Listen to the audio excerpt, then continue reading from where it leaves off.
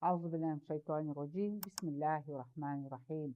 Urmatlı momун musulmanдар, бүгүн мен сиздер менен жакшы ишти кечирбөө, тез аткаруу жөнүндө сөздөшкүм келип атат.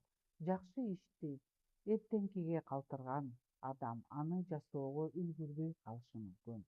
Пайгамбарыбыз Мухаммад саллаллаху алейхи вассалам мындай деп айткан. Аузубиллахimineşşeytanirracim.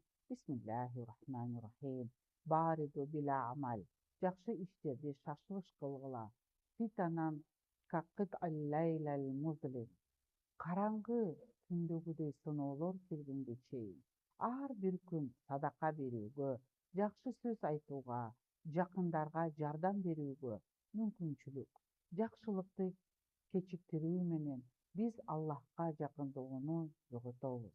Ошондуктан ден соолук жана убакыт бар кезде жакшылыкка шашылыш керек. Урматтуу момун мусулмандар, жакшылык кылууга шашылыңыздар, эртеңкиге калтырбаңыздар. Аллахым дайыма жакшылык кылып жүрүүчүлөрдү кылсын. Саламу алейкум ва рахматуллахи ва баракатух.